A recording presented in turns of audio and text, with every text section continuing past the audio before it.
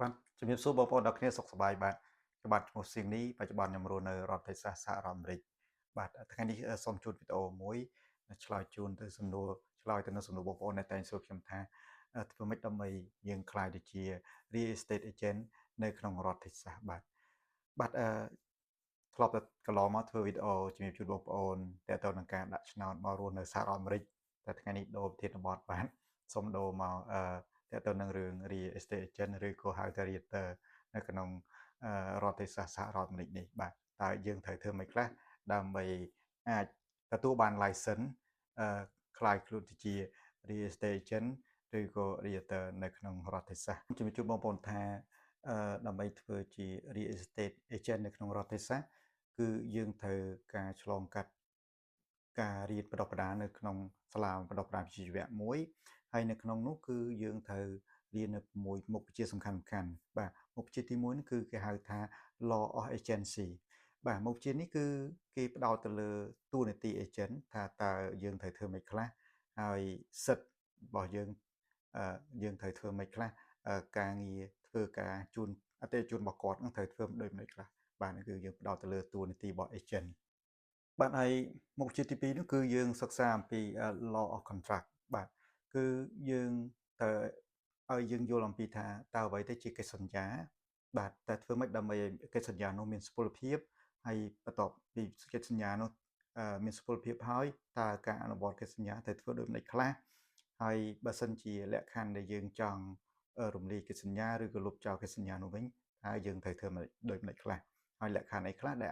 យើងអាចធ្វើបានអញ្ចឹងគេឲ្យយើងសិក្សាលម្អិតអំពីកិច្ចសន្យាទាំងអស់នេះដែលត្រូវយកមកប្រើប្រាស់ជាមួយនឹងកិច្ចការដែលយើងត្រូវអនុវត្តបាទដោយឡែកមុខវិជ្ជាទី3នោះគឺយើងសិក្សា real estate finance បាទ real estate finance នោះគឺយើងសិក្សាអំពីប្រភេទនៃ loan បាទមានន័យថាប្រភេទនៃប្រាក់កម្ចីក្នុងនោះដែរមានដូចជា conventional loan VA loan FHA loan បាទអញ្ចឹងគេឲ្យយើងសិក្សាអំពីប្រភេទ loan មួយនឹងមានតើយើងត្រូវធ្វើ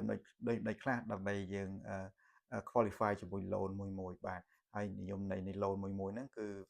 មានន័យដូចម្ដេចអញ្ចឹងគេឲ្យយើងសិក្សាលម្អិតអំពីប្រភេទនៃ loan ហ្នឹងបាទបងប្អូននៅក្នុងមុខវិជ្ជាទី4នោះគឺមុខវិជ្ជា Promulgated Contract Form បាទក្នុងមុខវិជ្ជានេះគឺគេឲ្យ agent ទាំងអស់គ្នាបានយល់ថានៅក្នុងប្រតិបត្តិការលក់ទិញឬក៏ជួលអចលនទ្រព្យបាទជួលលក់ទិញឬក៏ជួលផ្ទះហ្នឹងតើយើងត្រូវយកកិច្ចសន្យាឬក៏ form ឬក៏ឯកសារភ្ជាប់ណាខ្លះដែលត្រូវយកមកប្រើតាក់ទងនឹងcase របស់អតិថិជនរបស់យើងមួយខ្ញុំសូមបញ្ជាក់ជូនថានៅក្នុងរដ្ឋទេសះនេះគឺចង់ជំរាបជូនថាagent គឺมันអាចបង្កើតកិច្ចសន្យាឬក៏ឯកសារភ្ជាប់ដោយចិត្តឯងបានទេគឺក្នុងរដ្ឋទេសះនេះគឺគេបានបង្កើត form រួចជាស្រេចខ្ញុំឧទាហរណ៍ថាកិច្ចសន្យាលក់ទិញគឺគេមាន form កិច្ចសន្យានឹងហើយស្រេចហើយឯកសារភ្ជាប់នឹងកិច្ចសន្យាហ្នឹងពាក់ព័ន្ធនឹងការលក់ទិញហ្នឹង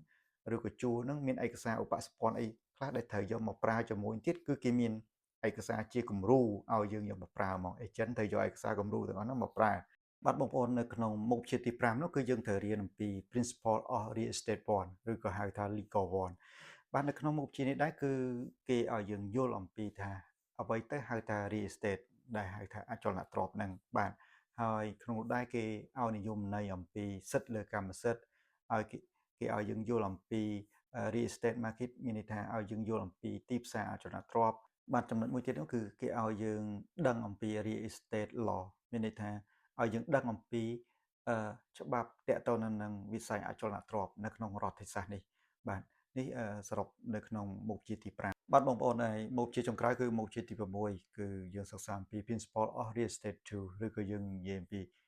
ហៅកាត់ថា Legal 2បាទនៅក្នុងមុខវិជ្ជានេះដែរគឺច្បាច់បញ្ចូលគ្នាមុខវិជ្ជាតាំងប្រមាណដែលខ្ញុំរៀបរាប់ពីខាងលើមកណាបាទនៅក្នុងនោះមាននិយាយអំពីកិច្ចសន្យាមាននិយាយពី finance មាននិយាយពី closing ហើយមាននិយាយពីតួនាទី agent អីជាដើមបាទអញ្ចឹងសរុបចូលគ្នាមកគឺយើងត្រូវរៀនមុខ6មុខវិជ្ជាទាំងអស់ហ្នឹងនៅពេលដែលយើងខ្ញុំចង់ជម្រាបជូនថានៅពេលដែលយើងរៀនមុខវិជ្ជានីមួយៗចប់មានន័យថាមុខវិជ្ជាទី1ចប់គឺយើងត្រូវប្រឡងបញ្ចប់មុខវិជ្ជានោះមួយហើយបើយើងប្រឡងជាប់យើងនឹងទទួលបាន certificate មួយអញ្ចឹងរាល់មុខវិជ្ជានីមួយៗគឺរៀនចប់គឺយើងត្រូវប្រឡងហើយគឺយើងទទួលបានបើជាប់ទទួលបាន certificate បើអត់ជាប់ គេឲ្យយើងប្រឡងឡើងវិញ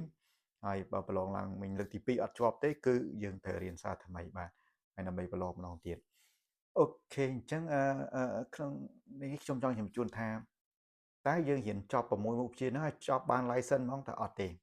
នៅពេលដែលយើងរៀនបានចប់6មុខវិជ្ជានេះទើបយើងមានសិទ្ធិស្នើសុំប្រឡងទៅយក license នៅ State Texas បាទអញ្ចឹងនៅពេលដែលយើងចប់6មុខវិជ្ជាហ្នឹងហើយគឺយើង apply ទៅដើម្បីយើងស្នើសុំប្រឡងដើម្បីយក license real estate agent នៅក្នុងរដ្ឋ Texas ហ្នឹងបាទអញ្ចឹងបញ្ជាក់ជូនថាយើងត្រូវឆ្លងកាត់6មុខវិជ្ជានឹងឲ្យចប់សិនទើបយើងមានសិទ្ធិប្រឡងនៅពេលដែលយើង apply ទៅប្រឡងគឺយើងត្រូវ submit certificate ទាំង6ហ្នឹងទៅឲ្យទៅគេបាទបើគេពិនិត្យទៅឃើញថាយើងត្រឹមត្រូវហើយ qualify លក្ខខណ្ឌរបស់គេហើយទើបគេឲ្យយើងប្រឡងបាទនៅក្នុងការប្រឡងនោះគឺគេចែកចេញជាពីរគឺ National Exam ហើយនិង State Exam National Exam ហ្នឹងគឺមាន80សំណួរហើយ State Exam គឺមាន30សំណួរបាទអញ្ចឹងនៅពេលដែលយើងប្រឡងជាប់គឺយើងជាប់ទាំងពីរជំនាញនឹងហើយគឺយើងនឹងទទួលបាន license នៅពេលដែលយើងបាន license ហើយយើងត្រូវស្វែងរកក្រុមហ៊ុន broker ទាក់ទងក្នុងវិស័យ real estate នេះដើម្បីយើងធ្វើការមួយគាត់មានន័យថាគាត់ត្រូវ sponsor យើងត្រូវធ្វើការមួយគាត់អញ្ចឹងយើងត្រូវរកក្រុមហ៊ុនណាមួយ